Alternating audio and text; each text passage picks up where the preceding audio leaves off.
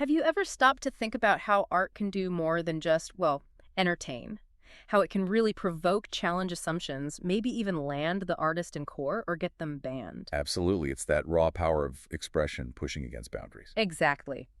And today we're diving deep into the stories of two incredible figures who basically lived that reality. They push so hard they actually changed the conversation around free expression. We're talking Jello Biafra, the legendary American punk frontman. And Dario, the Nobel Prize-winning playwright from Italy. Two very different artists, but both had this amazing spirit of defiance. They just wouldn't back down from challenging authority. Yeah, and what's really striking is how Biafra and different times, different places, they ended up using really similar tactics: satire, farce, direct confrontation.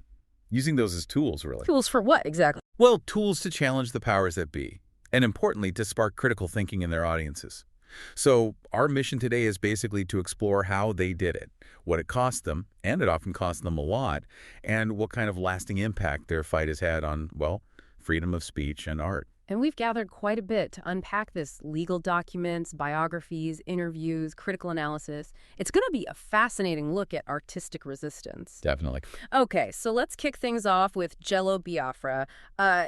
His name really became central to the whole free speech fight in music back in the 80s. Right, 1985 specifically. That's when his band, the Dead Kennedys, put out their album Frankencreist. Now, the music itself was provocative, sure, typical Dead Kennedys stuff, but it was this specific piece of art tucked inside the album sleeve that really set things off. Ah, the poster. H.R. Giger's Landscape XX. Yeah, maybe better known as Penis Landscape. And Giger, I mean, people know him from the movie Alien, right? That iconic, terrifying design. Mm-hmm. Very distinctive style. But this piece was, well, it was intense. Visceral. Right. And Biafra was very clear about why he included it. He said something like, "It's not a pretty picture, something that inspires you to think, even if it's not something you necessarily like." He saw it as reflecting consumer culture, society screwing each other over. That was the Frankencreist message. Yeah, pretty biting social commentary. And it landed right in the middle of a very specific cultural moment. You have to remember the context in 1985. The PMRC. Exactly. Yeah. The Parents Music Resource Center, led by Tipper Gore, was really gaining steam. They had this huge public campaign against what they called inappropriate material in music. Were the Dead Kennedys on their main list, the Filthy 15? No, interestingly, they weren't. That list had, Prince, Madonna, Ozzy Osbourne, bigger mainstream names. But the climate was definitely one of censorship. This kind of moral panic was palpable. So even if they weren't directly named initially, the pressure was building. And that pressure eventually led to direct legal action against Biafra, didn't it? How did that actually happen? Well, the story goes, a 14-year-old girl bought the Frankencreist album for her 11-year-old brother. The mother found the poster inside. Oh, boy. Yeah. And she contacted the authorities. What happened next was pretty extreme. The police actually raided Biafra's home. A raid over an album poster. A full-on raid. Officers came in, seized albums, posters, even, get this, his private mail. Biafra said later he felt scared for my life. They were apparently asking him really strange, intimidating questions, too, like about missing milk carton kids. Wow. That sounds less like collecting evidence and more like intimidation. It definitely raises that question, doesn't it? Was this genuinely about protecting minors, or was it perhaps a more strategic move? The charges were serious. Distributing harmful matter to minors. That could mean a hefty fine, maybe a year in jail. And Biafra himself thought he was being targeted. He absolutely did. He argued that going after big major label acts like Prince would be messy, expensive. But an independent artist like him, a much easier target to, as he put it, send a message, and effectively blackball Dead Kennedys McCarthy style. He saw it as an attempt to set a precedent, to scare other independent artists. So what happened next? It went to trial. It did, but it took about 18 months to get there. And during that whole time, the album was effectively banned, which nearly bankrupted his label, Alternative Tentacles. That's brutal. And the band? The pressure definitely contributed to the Dead Kennedys breaking up around that time. It was a huge strain. Biafra even had to set up the No More Censorship Defense Fund just to pay the legal bills. The trial itself must have been something. Oh, absolutely. There were some interesting moments, like during jury selection, the defense apparently managed to subtly get their ideas across. One potential juror defined punk as, concerned young people wanting to challenge apathy. Huh. That's pretty insightful. Right. And maybe the most crucial testimony came from the girl who originally bought the album. She testified that, yeah, she found the image gross, but crucially not harmful. So not traumatizing, just unpleasant. Exactly. And the prosecutor, Michael Guarino, apparently made a big show of dramatically unveiling the poster in his closing argument, probably hoping for shock value. How did the jury react? Well, after deliberating for a couple of days, and interestingly, they asked for a record player at one point, which apparently made Biafra nervous about his guitar mix. Typical musician worry. Right. Anyway, they came back deadlocked, 7-5 in favor of acquittal. So, no conviction, but not a complete victory either. So a hung jury. What did the judge do? Judge Susan Isikoff decided to close the trial then and there. She actually refused the prosecution's request for a mistrial, saying something like she wasn't interested in letting them have multiple tries. Wow. And what's really fascinating is how the prosecutor saw it later, right? Yeah, that's quite a turn. Years later, Michael Guarino admitted he felt he was on the wrong side of history during that trial. He even said he found the album's lyrics, on reflection, to be quite socially responsible, anti-drug, pro-individual. It really shows how perspectives can shift over time. So Biafra's take was that he won the battle, maybe, but not the war against censorship. Pretty much. Yeah. He remained very vocal about the ongoing threats. And that sticker he added to the Frankenchrist cover later, the one saying, "Life can sometimes be that way." That feels like a perfect, defiant summary. Okay, so that's Biafra and the American punk scene. Now let's shift gears, cross the Atlantic to Italy, and talk about Dario Fo. A very different world, but as you said, a similar spirit. Absolutely. Dario Fo, playwright, actor, director, eventually won the Nobel Prize for Literature. Quite the contrast to a punk frontman on the surface. His background was quite different, too, wasn't it? Born in the 1920s. Right, born in 1926. He lived through World War II, experienced fascist Italy firsthand. And those experiences deeply, profoundly shapes his art. He saw theater not just as entertainment, but as a vital tool for social commentary and change.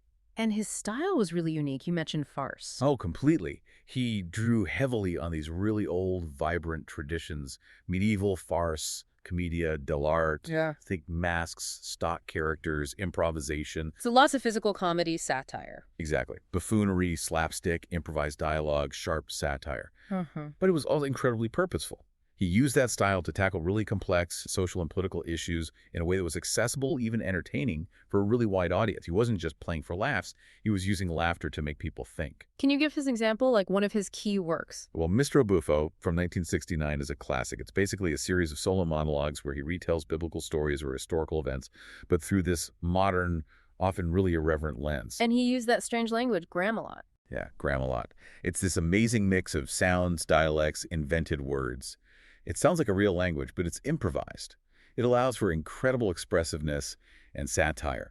The whole show is incredibly controversial. The Vatican actually called it the most blasphemous show in the history of television. Wow, blasphemous. That's strong. And it still sparks debate today, decades later.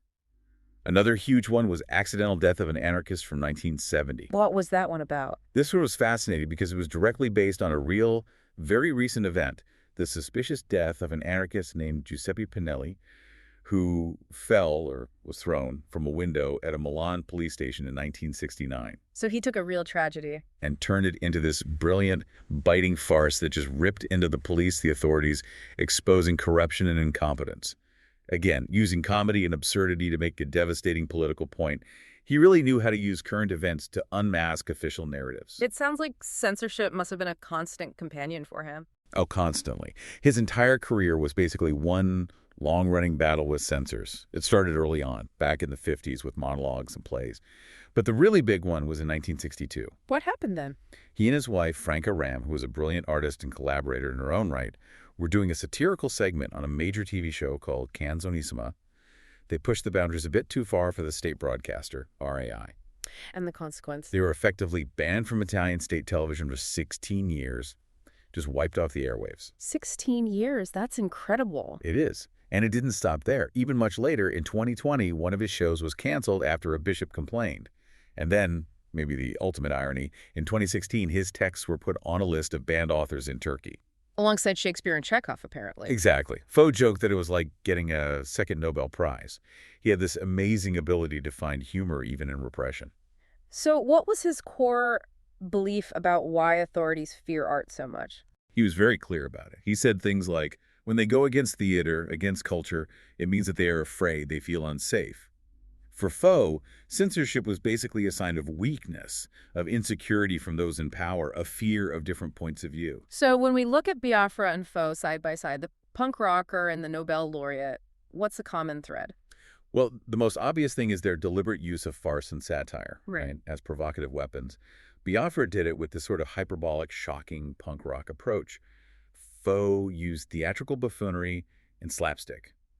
Both were aiming to critique society, to shake people out of complacency. Using absurdity to reveal absurdity. Precisely. And beyond the artistic style, there's a shared, deep commitment to challenging power structures, specifically around anti-imperialism. How so? Faux was obviously very political in his plays. Yeah, Faux was consistently critical of imperialism, aligning his work with broader anti-imperialist movements. But Biafra showed his stance too. Remember in 2011, he canceled a concert in Israel? Oh, right, because of the BDS campaign pressure, boycott, divestment, sanctions. Exactly. But what's interesting is his nuance there. He canceled the gig, yes, but he also criticized what he called the abusive language of some of the more hardline BDS activists. Then he actually went to the region, met with activists on both sides, and set really specific conditions for ever playing there. Had to be pro-human rights, anti-occupation, respecting the BDS spirit. So not just a blanket refusal, but a thought-out position. Right. It shows a principled but not dogmatic approach. And it highlights how both Faux and Biafra were willing to take unpopular stands, to face backlash for their beliefs, whether they were in an Italian theater or on a punk stage. And their activism went beyond just their art, didn't it? Biafra actually ran for office. He did. Ran for mayor of San Francisco back in '79. His platform was, well, let's just say unconventional. One plank was forcing businessmen to wear clown suits downtown. Seriously, clown suits. Seriously. He also ran for the Green Party presidential nomination in 2000. And some of his policy ideas over the years, like proposing a maximum wage for celebrities or state subsidies for bands, Yeah. they're definitely out there. Maybe not always practical, but certainly provocative. Exactly. As one source put it, he might not always be right or even on the right planet, but his whole stance is this one-man war against complacency, asking awkward questions, proposing radical ideas. And Faux and Rheims' legacy. Their foundation continues to promote their work and ideas as symbols of freedom, actively fighting against any suppression of thought, even after their deaths. Their commitment lived on. So thinking about them now in our current climate, what's the takeaway? Why do their stories still matter so much? Well, I think their approaches are incredibly relevant today, aren't they? We live in this age of, information overload, constant noise, often very polarized debates. Yeah, it's hard to cut through sometimes. Right. And what Biafra and Faux insisted on was critical thinking, questioning assumptions, confronting uncomfortable truths, often using humor or shock to do it.